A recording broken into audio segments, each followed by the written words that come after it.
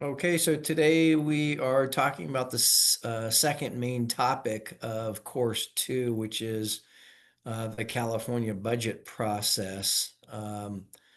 As I think I've noted previously, a lot of folks view the budget process as quite foreign to them and miss out on some of the things that are happening in the budget process, which continues to be where a lot of policy gets done. In fact, last week when the Assembly Budget Committee held a hearing on the dozen or so second batch of trailer bills, the first batch being done in June, which is when the budget normally is due.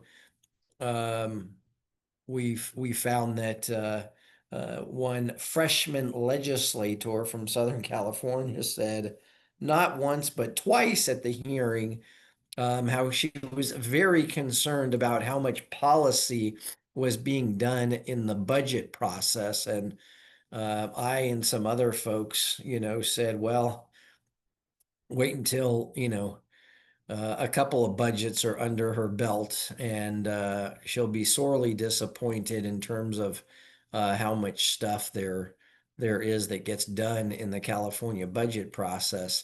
Unfortunately, I am not an advocate of it, but I think as a statement of reality.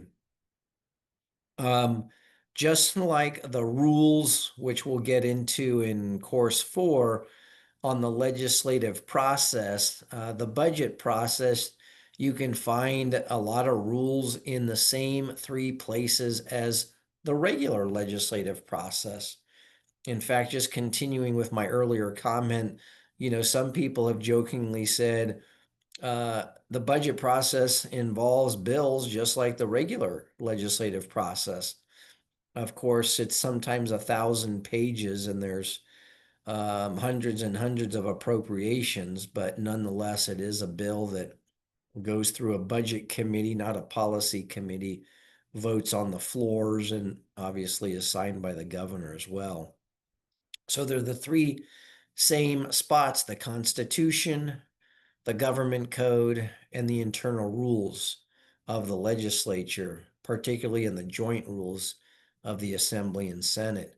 The Constitution sets forth a number of important provisions. Surprisingly, only two dates are in the California Constitution related to the budget. Another important one, two of them, in fact, are in the government code. So two in the Constitution, and two main ones in the government code. As with the legislative process, it is very much calendar driven, the budget process, that is. There are the two main budget dates that are in the Constitution are just January 10th, and actually it's not specified that way, and June 15th.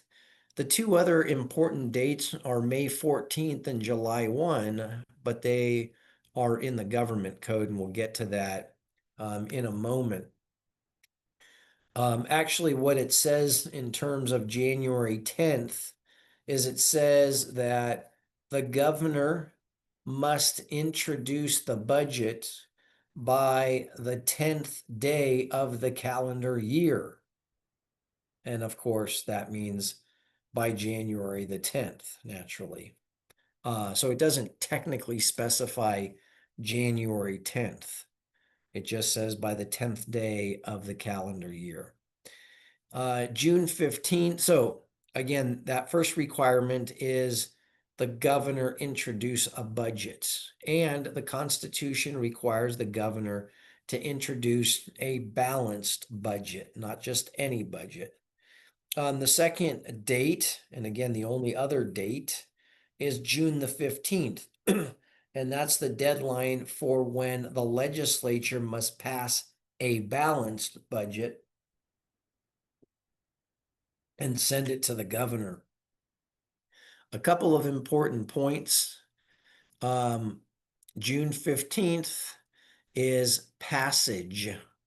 So I remember when, right, the first or second year after the voters adopted Prop 25 in 2010 or so, which created a majority vote budget. We had been one of three states, only three states, now there are two, that requires a two-thirds vote in order to pass their state budget.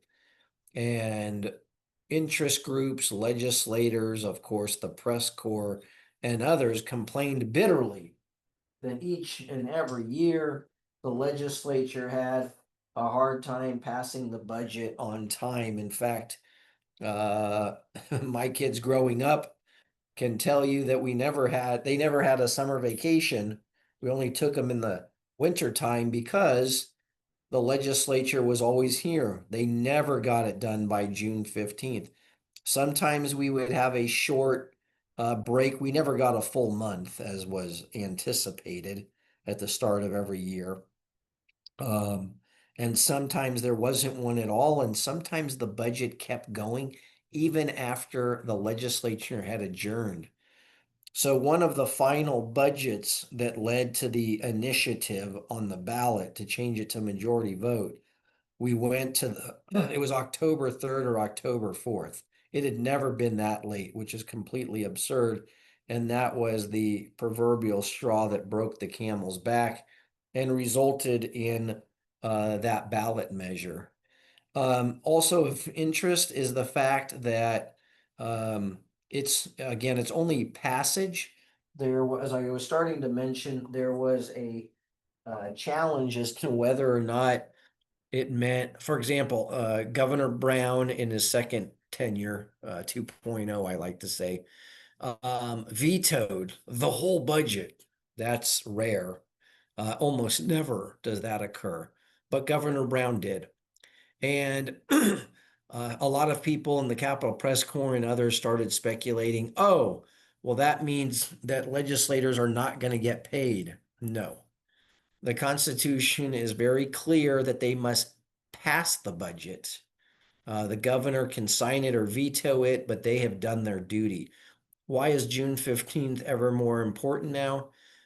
Because in the past, legislators, staff, and of course, vendors and state employees didn't get paid beginning July the 1st if there wasn't a budget in place. Now everyone was repaid eventually retroactively, including legislators. With that majority vote budget also came a requirement that it must be passed by June 15th. And if not, legislators lose their pay up until the point that they pass the budget. There's no retroactive reimbursement. So if they do it 10 days late, 2 months late, they lose all of it and never get the money back. You might not be surprised that since the enactment of the majority vote budget, there has never been a single instance of the legislature missing the June 15th deadline. The other two key dates in the budget process, so really a total of four, but the other two are May 14th, which is when the governor's May revise or May budget revision is due. That is a government code, a statutory deadline. Most people incorrectly believe it is a constitutional deadline. It is not. Um, Keeping with my theme of always giving you some cocktail trivia, May 14th deadline for the May budget revision isn't even a duty on the governor. It's actually on the director of the governor's Department of Finance. So July 1st is also what people believe is a constitutional date. That is the start of our fiscal year. If you're not aware, the federal fiscal year is October 1 to September 30th, but the state's is July 1 to June 30th. It is not a constitutional date. It is set in statute in the government code. So just to be, again, aware of that point. You can find, just like legislative hearings are included in the Assembly and Senate daily files, so too are all of the budget committees and, most importantly, the budget subcommittees, which is where 90% of the budget work is actually done. It's done in their subcommittees. The Senate has 5 and the Assembly has 6 of them. Actually, it's now 7 with an investigative committee, but really it's 6 committees. They split up what was number 1, which was Health and Human Services. By the way, they're given numbers. So 1 through 5 in the Senate and 1 through 7 in the Assembly, but the subject matter areas are 1 through 6. So they split 2 years ago, subcommittee 1 in the Assembly to 1 and 2, and then renumbered the old 2 through 5 to become 2 through 6. They basically split health, they left in 1 and moved human services over to 2. So like in the Assembly, you have things like education in 3. In 4, you have environment, transportation. 5 is general government. 6 is public safety. And you have one difference, a couple or 2 differences in the 1 through 5 on the Senate side. The main one being environment and transportation is in 3, and 5 includes public safety plus labor. It's an interesting sort of hodgepodge that they changed around 2 sessions ago based upon what the chair of that subcommittee was hoping to have. Anyways, the important takeaway is most of the work is done in the subcommittees and they're given numbers. And so, yes, a chair says, I'm the chair of subcommittee number 4 in the Assembly or sub 3 in the Senate, etc. No one except on a piece of paper writes subcommittee or says it. Everyone says, a sub or sub 4, the specific one, etc. Naturally, legislative leaders and the budget chairs ultimately decide on the final budget decisions. I think the other interesting thing from when I started 30 years ago, when we always have one budget bill. And then, well, I'm jumping ahead. There are basically 3 types of bills in the budget process. One single budget bill, the budget bill, which is the big 1,000 pages, where we appropriate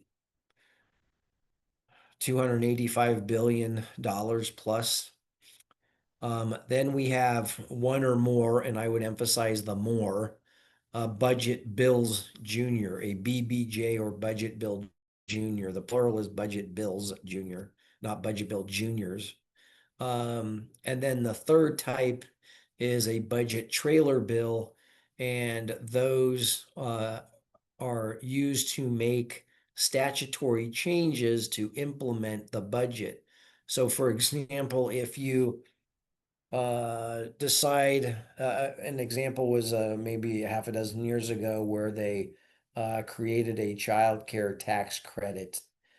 The money for it was set forth in the budget, but then in the tax trailer bill, they had the statutory language that they were adding to the California Revenue and Taxation Code in which they established that particular tax credit. So again, it was in the uh, the trailer bill, the statutory language, the money to fund the tax credit was in the budget bill itself.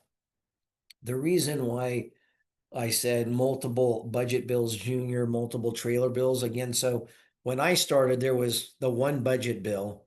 There weren't any tweaks to the budget bill, i.e., there were no budget bills junior, one or more of them. And there were a handful of trailer bills because they didn't make that many statutory changes to implement the budget. Today, the 2 biggest changes, I think, in the process are one, multiple budget bills junior, So we did the budget bill in June, along with when the final deal was brokered between the two houses and the governor.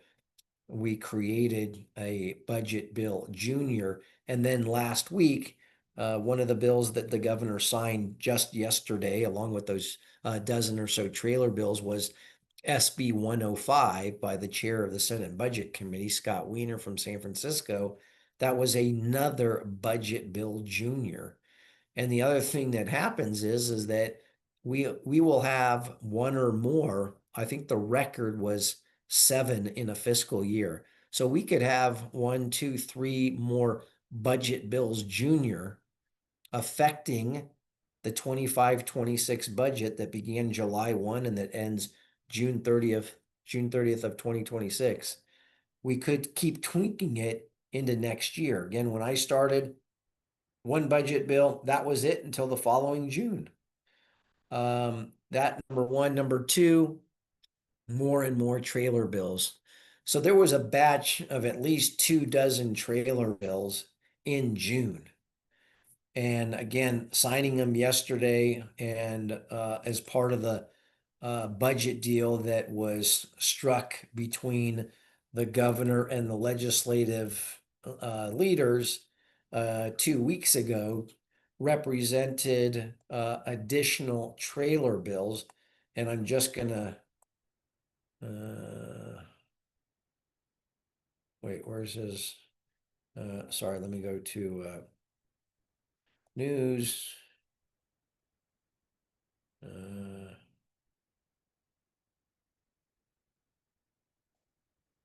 Oh no, that's an announcement that he was signing him. Where is the 10th? Sorry, folks. Today's the 18th.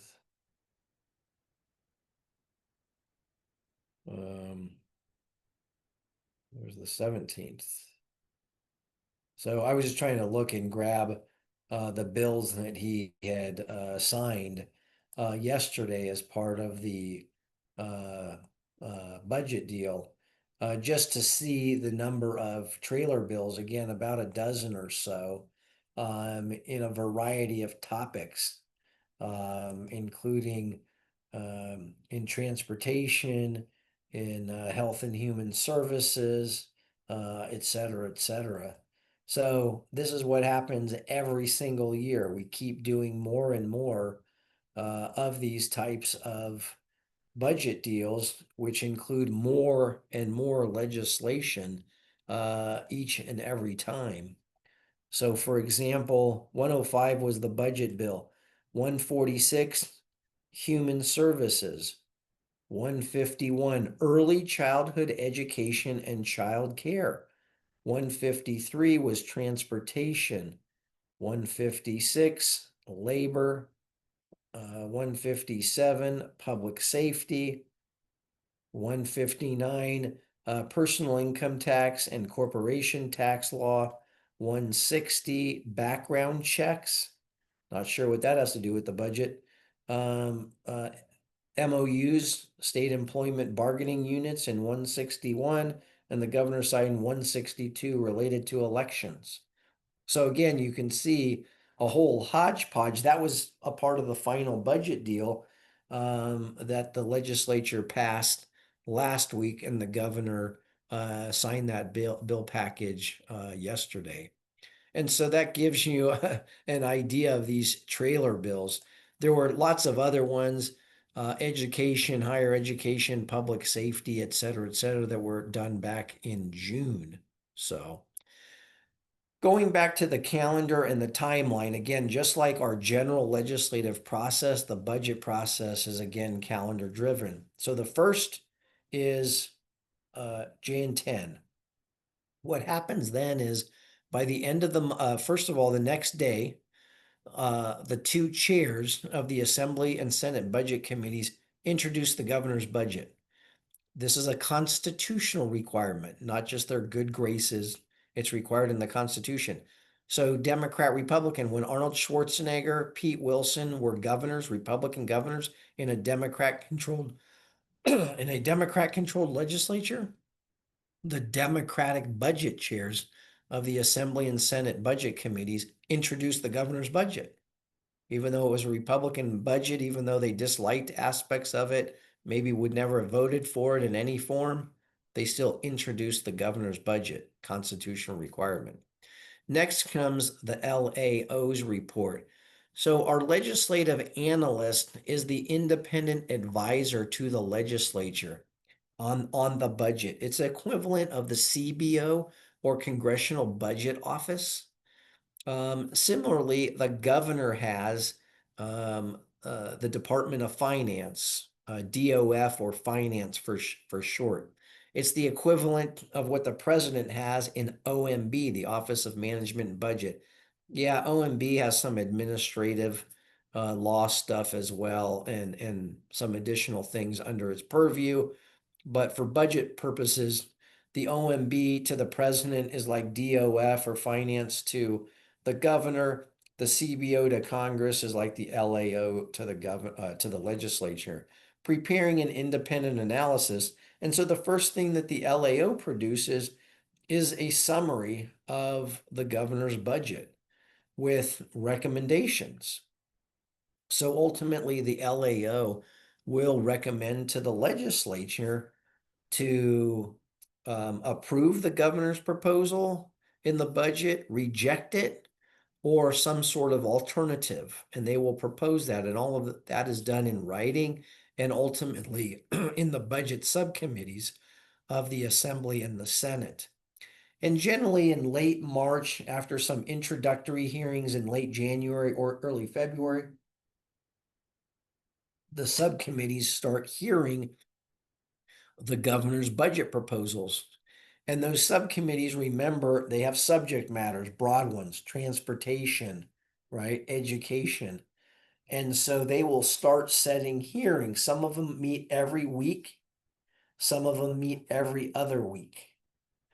And what they do in those subcommittees is they first hear from the Department of Finance representative, and he or she will present the governor's budget based upon whatever department is being heard that day.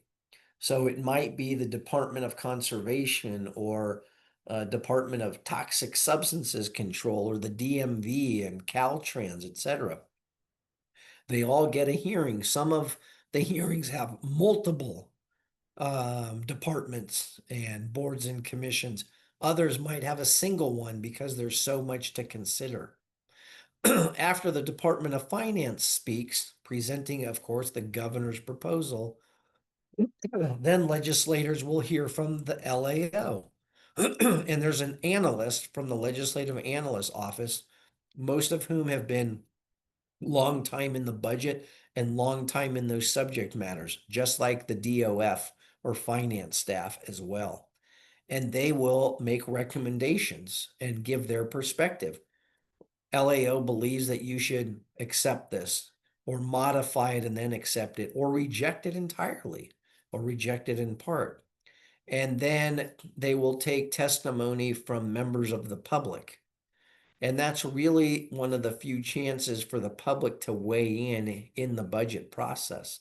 Again, it's almost like a legislative hearing is the way those subcommittees operate. They have a chair. Now, the subcommittees don't have a vice chair. The full budget committee does, but the vice chairs, there isn't one for a subcommittee. And usually they're much smaller. So, for example, there are about 30 members of the Assembly Budget Committee. But each of those subcommittees, they don't have the chair or vice chair on them of the full committee. They have other committee members. And they'll have anywhere from 3 to 5 or 7 on the Assembly side. On the Senate side, there are 3 committee members generally. One of them has 4, but otherwise they have 3 individuals, 2 Democrats and a Republican. And they begin deliberating. They can, of course, again, accept the governor's proposal, reject it.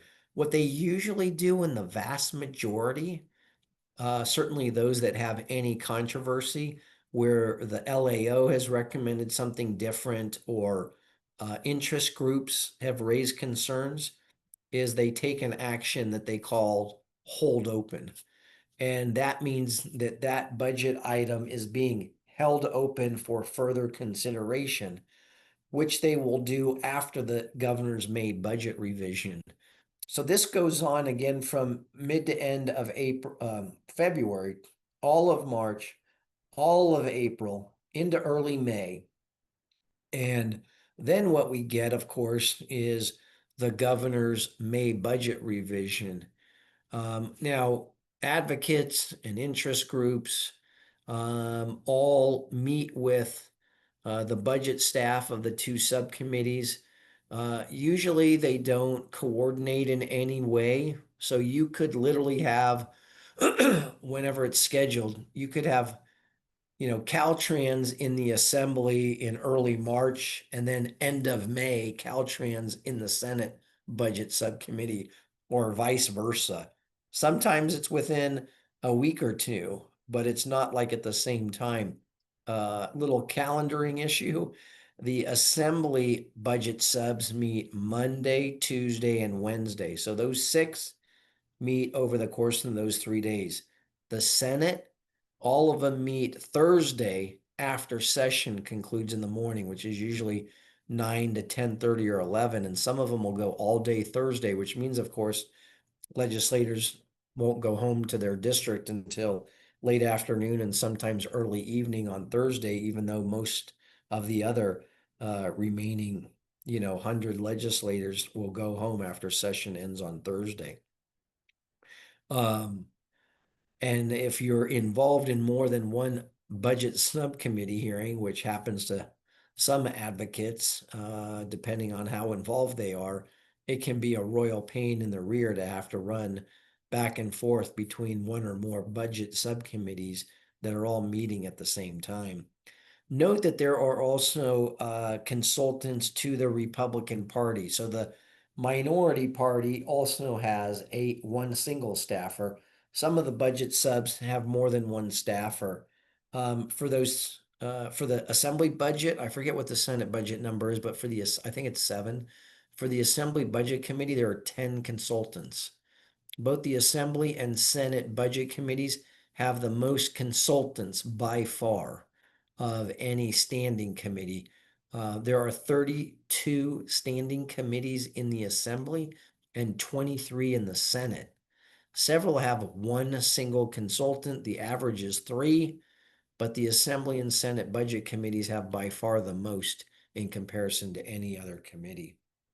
And so, as I was mentioning earlier, advocates spend time meeting with the budget committee staff, discussing the governor's proposal, saying whether they like it or dislike it. If they have alternative proposals, they'll do all that kind of stuff.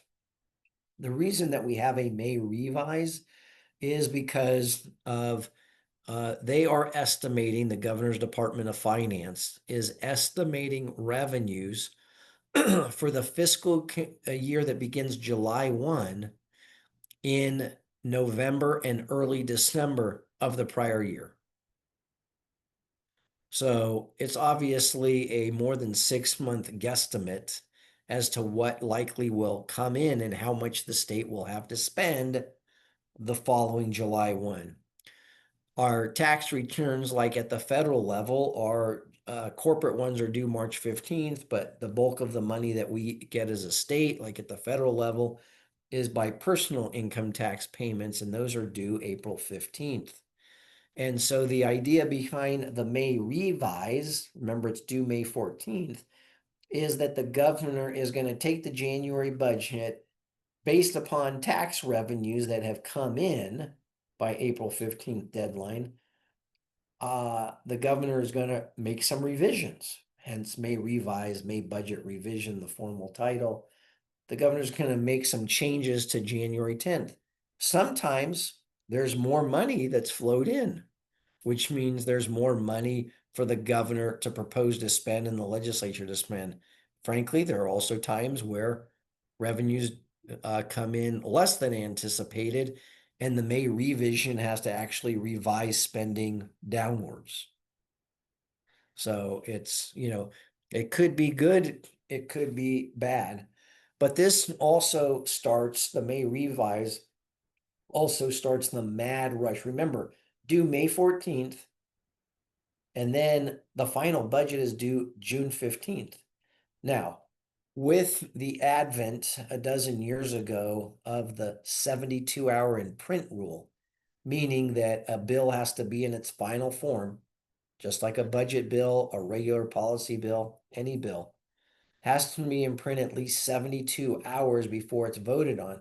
So if you're going to um, uh, vote on, the legislature will have to vote on by midnight, preferably earlier on June 15th, 72 hours before means that late afternoon, early evening of June 12th, the budget bill, trailer bills, etc., have to be in print by then, which means a deal, if you will, on those. There usually isn't one, by the way, but at least between the two houses to pass something has to be done at least a day, possibly 2 days before, to give our Office of Legislative Counsel, the bill drafters, that time in which they can finish drafting all those budget related bills. So late on the 10th. So as you can see, there's 10 days in June to finalize things basically, and those remaining 16 days or so of May. And so in May, in those last 2 weeks of May, the budget subcommittees meet one more time. A few might meet a second, but really one more time. And now all those there are two things that are going on. One is, remember all those items from late February, all of March, all of April, and the first part of May that were held open? Those now have to be closed out, is the terminology. Held open, closed out. And so in order to close out those measures, they have to make any final deliberations and then vote. The second thing that they're doing is that they are hearing potentially for the first time from DOF, LAO, and the public any of the new May revise items. So if the governor, for example, we got lots of money, so to say, and the governor says, let's create a tax credit for senior citizens. Well, that was never heard in the spring, right? Because it wasn't in the January 10 budget. Therefore, they're going to have to hear it. So they are rushing to close out items and consider anything that the governor has proposed. All that has to happen basically by the end of May. And then the two full budget committees are going to basically hear reports from the subcommittees, the 6 in the Assembly and the 5 in the Senate, and take votes for the full committee to adopt the budgets. And then they basically amend the bills in those committees, send them to the floor, and then they vote on them all in time for that, again, June 15th budget. Prior to the pandemic, COVID-19 pandemic, we used to have a two-house budget conference committee. It's rare, like 15, 20 years ago, rare that the legislature really uses conference committees on bills, on policy bills.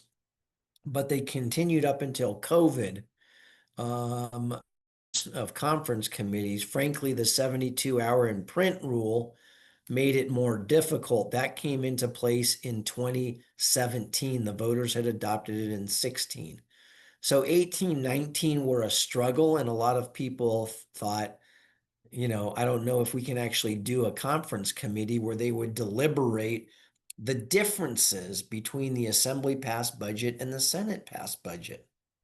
That was so where both houses agreed on something, some transportation funding, some labor, whatever it was. If they agreed, no reconciliation was needed. But if there was a difference, and sometimes there was several dozen, and sometimes there were hundreds of differences, any amount, $1,000, usually they're in the millions, but $1 million more or less for one item in the assembly versus the Senate or vice versa. That meant the issue, the funding item, the appropriation went to the two-house conference committee. Well, again, COVID-19, they dropped doing that in 20 and 21. And then since then, they've never reconstituted a conference committee to deal with the budget. They have the budget chairs and the legislative leaders do it. The other interesting aspect in the last couple of years, I would say again, since COVID-19 more than anything, is that we have now two-party agreements and three-party agreements.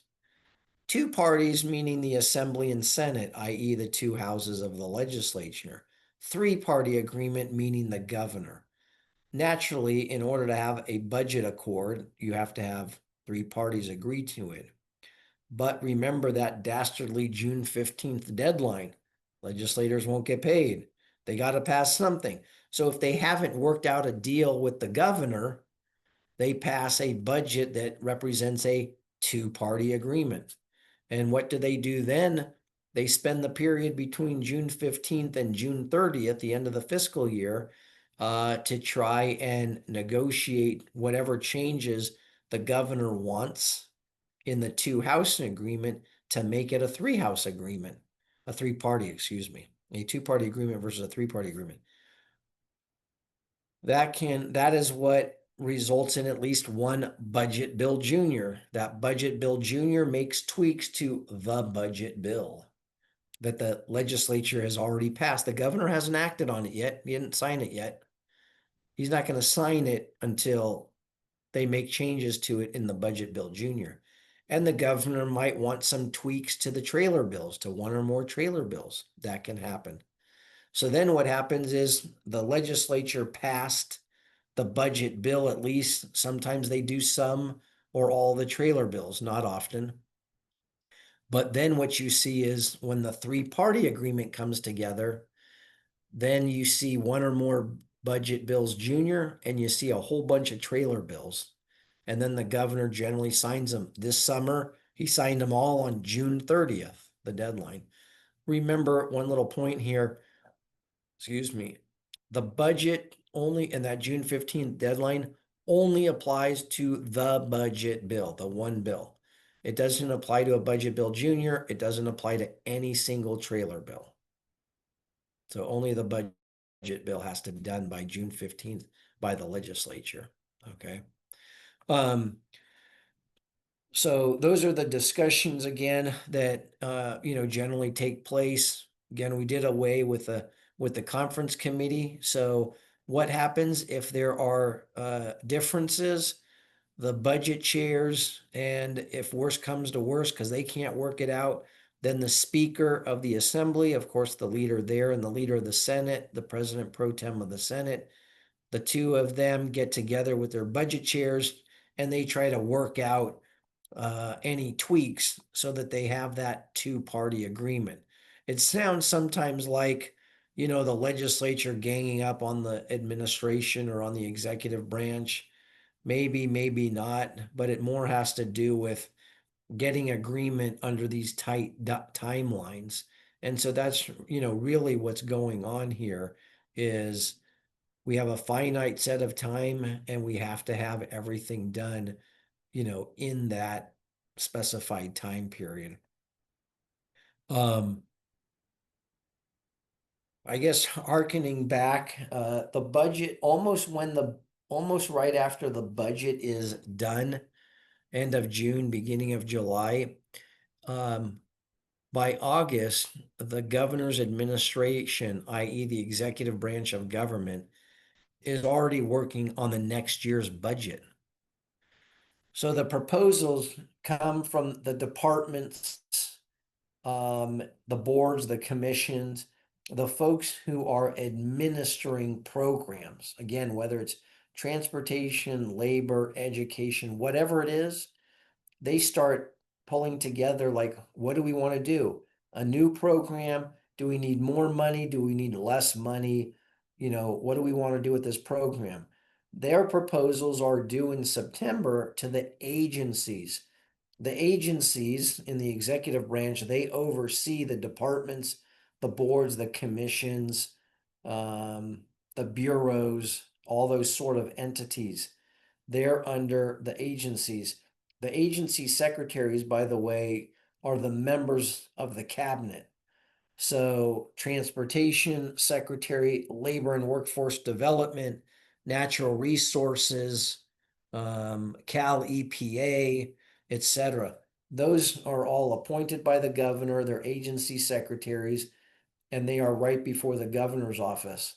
And so once it percolates up to the agency, then the agency puts forth those budget proposals for the next July 1 start date, but the January 10th budget, they send them to the governor's office and the Department of Finance. So all throughout the fall, Department of Finance, later in the fall, the governor's office and his staff are looking over those proposals.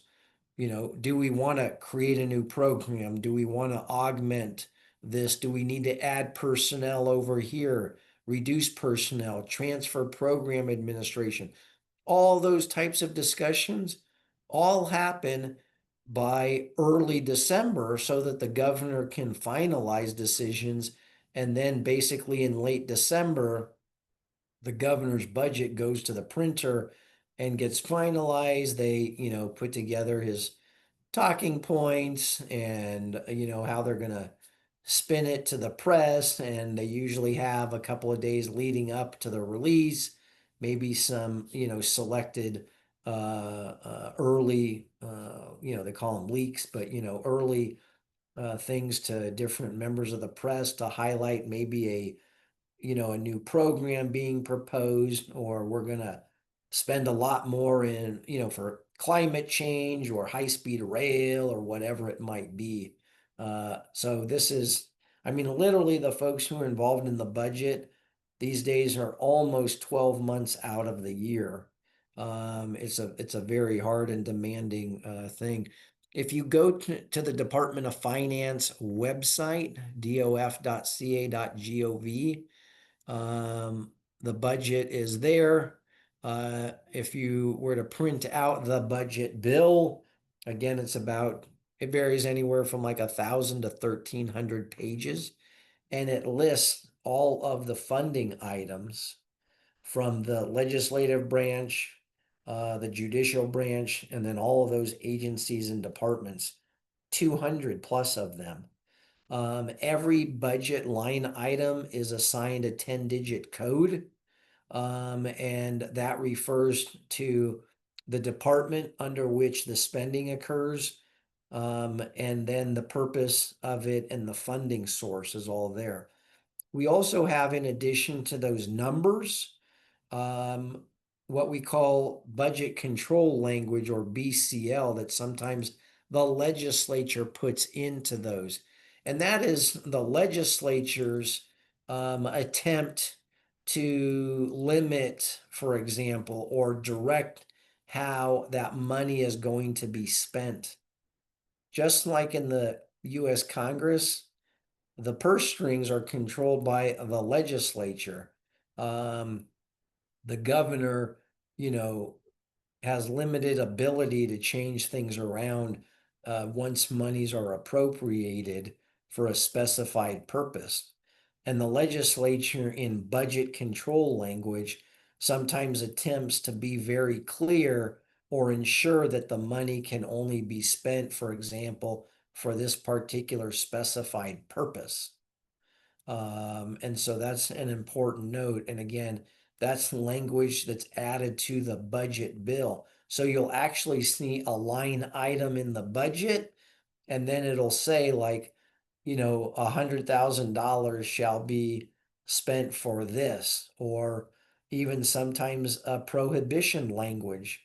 In other words, none of this, the sum specified in this line item shall not be spent for, X or Y.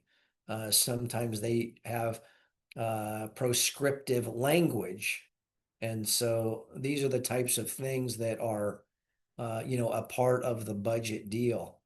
In past years, the governor, even with a, strong Democratic controlled legislature, sometimes exercises the governor's power to eliminate or more often reduce an item of spending. So the president in the federal constitution does not have line item veto authority. Many state governors do, including California's. Again, it is specified in the California Constitution.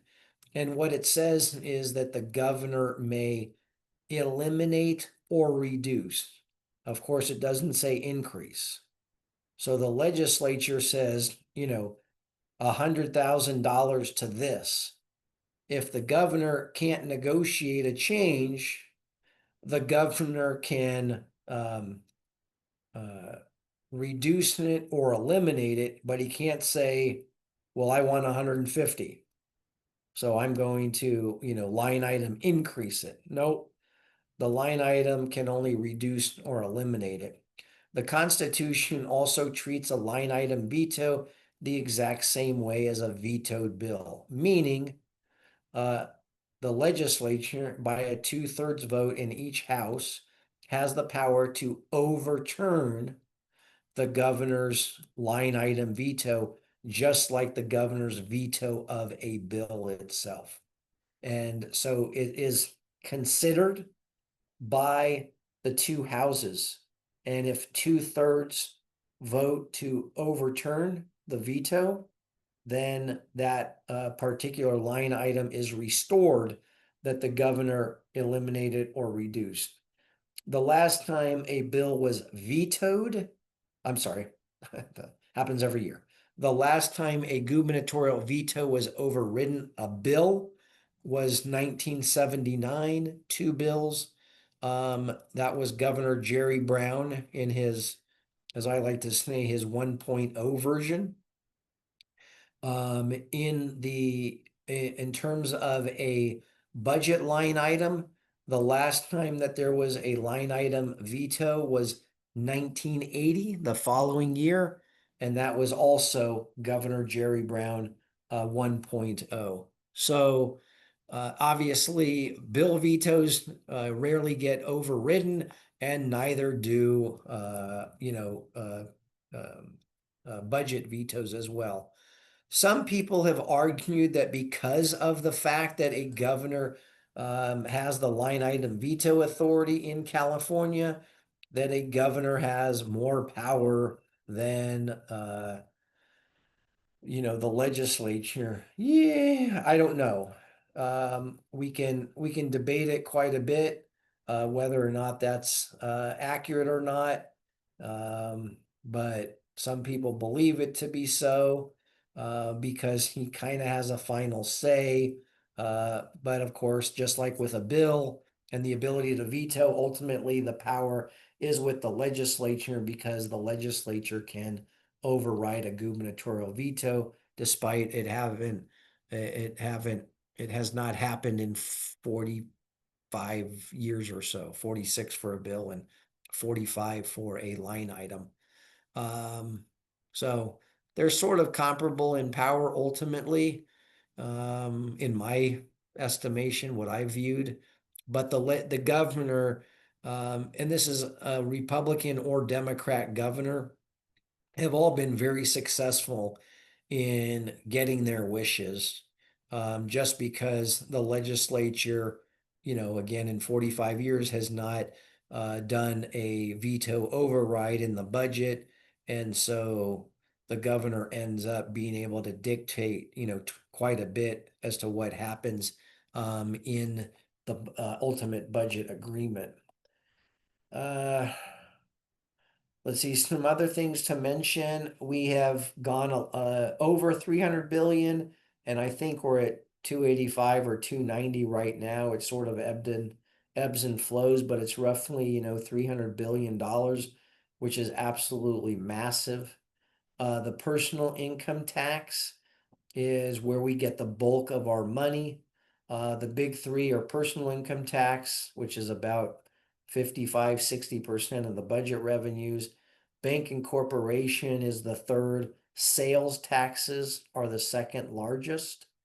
So, when you purchase food, groceries, when you buy a TV, a car, all those sales taxes, a portion goes to the locals, and the bulk of it goes to the state. So that's the second large source. Historically, the number one expenditure due to the Prop 98 minimum funding guarantee for K through 14 education, that has been the area, about 41, 42%. This year was the first year ever that Health and Human Services, primarily in the growth of the Medi-Cal program, has overtaken by 1 percentage point K through 14 education. So those are the two main areas, about 84-ish%, give or take. Let's just round up to 85% of the budget is K through 14 education through community colleges, not UCCSU, and then Health and Human Services. So everything else, the legislature, the governor's office, parks, and UC and CSU, and the prisons, and all that kind of stuff. All that is the remaining 15%.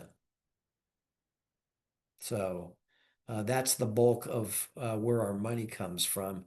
A couple of terminologies in addition to line item veto. It's sometimes referred to as the Blue Pencil Authority. Believe it or not, that's because in the early and mid 1900s, the governor at those times actually used a blue pencil in reviewing the budget and would eliminate, cross it out, or cross it out and put in a lower number to reduce it with a blue pencil. That's why it's sometimes called that. You also hear a lot about BCPs, which stands for Budget Change Proposal. This is when a state agency or department basically wants to make some sort of change to an existing level of service that's in the governor's January 10 budget. So between the Jan 10 release and the May revisions, the agencies will release budget change proposals, and they're basically saying, hey, we want to, again, reduce or increase or reduce personnel years, PYs, or increase them, et cetera, et cetera. Those happen through budget change proposals. There's also a deficiency request. Deficiencies is where there's some sort of increase in cost that wasn't anticipated. And obviously, it's an increase above whatever amount was appropriated for that agency or department in the budget. So if that happens, for example, this past year, quite a bit happened in the Medi-Cal program because we saw a substantial increase. So we had to make some mid-year appropriations. And that was done in a budget bill junior back in Marchish or so. And we had to do that because Health and Human Services said the number of people in the Medi-Cal program and the amount of services is way over budget. And so we need more money. Well, that budget bill junior that had those increased funding amount for the Medi-Cal program originated with a deficiency request. I mentioned BCL or budget control language, again, language in a budget bill that conditions the use of specific appropriations. The last item is what's called a finance letter. And the finance letter are made by the director of finance, hence finance letters. Remember, that's one of the short terms, DOF, Department of Finance, or finance. And the DOF director, Joe Steffenshaw, currently will send an actual letter to Senator Wiener, the Senate budget chair, and Assemblyman Gabriel, the Assembly budget chair. And it's an effort to amend what's in the budget bill and the governor's budget to reflect any revised expenditures. So as you can imagine, since they're finalizing the budget in mid-December, hey, maybe in January, maybe in February or March, the department may say, we got to tweak that particular appropriation, or we want to expend the money differently in Caltrans or DMV or whatever. They'll send a letter, again called a finance letter, to the two budget chairs that says, hey, we want to revise our expenditure. Can you consider this? And so budget change proposals, finance letters, those are also considered in those subcommittee hearings throughout the spring. And then everything's finalized in the May revise. So with that, I'll wrap up since we're just about near to 5 o'clock. I don't know if folks have any questions that they want to pose, either from your readings or, Chris, you're recording this, right? It'll be in. yes, it's being recorded. Okay, I have to go back and watch it a couple times. There's a lot of information. Yes. Well, I try to synthesize about 2 hours worth of stuff into an hour. It's not easy, but try to do it. Anyways. I actually have a question in regard to the education funding because I know that um, there's a component where lottery funding goes to education, and I was just wondering how that works. It's very, very small. Yeah. It's a small amount. I don't remember the number offhand, but it's genuinely minuscule. Yeah, the when California introduced or placed on the ballot to create the state lottery, and the lottery commission that oversees it, the one of the I don't know, winning arguments, I don't know, one of the whatever, however you might want to view it, was that net proceeds would go to uh, our K through 12 education. The amount is pretty small. I don't even know if I can, let's see. I'm going to the DOF website.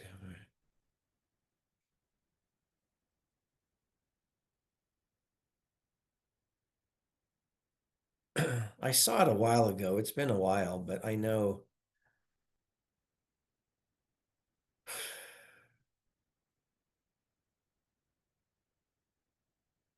So the lottery was founded in 1985. Well, they're saying about 2 billion a year. Let's see, 40 of the, so about 2 billion of 80 or 85 billion. So, I mean, it's not nothing to sneeze about, but it's not the vast majority of education funding in California comes from, tax revenues that are paid by individuals, corporations, and through our sales taxes. Us, again, about $2 billion according to DOF comes from the lottery. So it is something, but it's not a lot.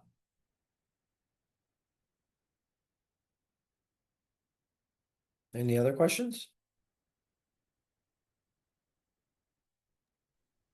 I had a clarifying question. I was wondering if you could expand a little bit more, like regarding the budget bill junior. So I know you used Yeah. Medi-Cal as the example, like how they were way over budget. So in those instances, like when there needs to be an amendment to the budget, to keep it balanced, do they take away from other areas that where they had previously allocated funds, or like how do they, like if they do allocate more funds to Medi-Cal, for example, like where would they come from?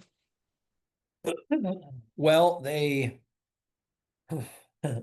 so the Constitution requires the governor to propose a balanced budget and for the legislature to adopt one. It's on paper. So in theory, they made up for it in the July 1 budget. There's a case in California, it was Steinberg versus Chung, Darrell Steinberg was at the time the Senate President Pro Tem. John Chung was the state controller. And basically, Controller Chung at the time said, hey, this budget is not balanced, therefore I'm not going to pay legislators. They didn't fulfill their constitutional duty. As you can probably imagine, the legislature was none too happy. So the legislature, led by the Senate leader, filed a lawsuit and said the controller has no role in this or no authority to determine whether or not the budget's balanced and decide unilaterally that he's not going to pay us the money due. Well, the courts went up to the Third District Court of Appeal. The Supreme Court denied review, so it stayed intact. In a nutshell, they said the controller and other constitutional officers don't play a role. The budget is between the governor and the legislature, and the legislature and governor get to decide what is the estimate that they're going to use. And believe it or not, in one of the last sections of the California state budget bill, remember that massive budget bill, 1,000 pages, there is actually a line item that says this is estimated, or here, I forget the exact amount, but it basically says this is our estimate of general fund revenues. And they put a specific figure, like $280 billion, whatever it is. And that's it. And basically, neither the courts nor other constitutional officers, other than the governor, can disagree with that. So it's an estimate of what's going to come in over the next 12 months. So basically, they had cash in the bank and they spent it to do a one-time backfill and then to close out the fiscal year that ended June 30th of this year. And then in the June 15th passed budget, as tweaked by the budget trailer bill signed June 30th of this year, they noted in effect that increase. So they adjusted the ongoing spending. So basically what they did back in Marchish is they had some money in their savings account and they said, let's pay down the debt that we incurred on the new car and use that savings. And then they reflected the higher monthly car payment in the budget that started July the 1st. That's essentially what they did. Got it. Thank you. I appreciate your analogy too. Yeah, thank you. Sure. Anybody else? Okay, and don't forget on Monday we start Monday your discussion posts and essay are due to close out the second course. We start the third course, including direct democracy, elections, and the rulemaking process, which is definitely different than the legislative process as well as the budget process. So we're turning to new topics beginning on Monday. And we've got an election law practitioner. We've got the deputy director at OAL, the Office of Administrative Law, to talk to us about the rulemaking process. And we have a campaign consultant who specializes in ballot measures talking to us about direct democracy and the initiative and referendum processes, or the guest lectures. And then, of course, I'll have my own. So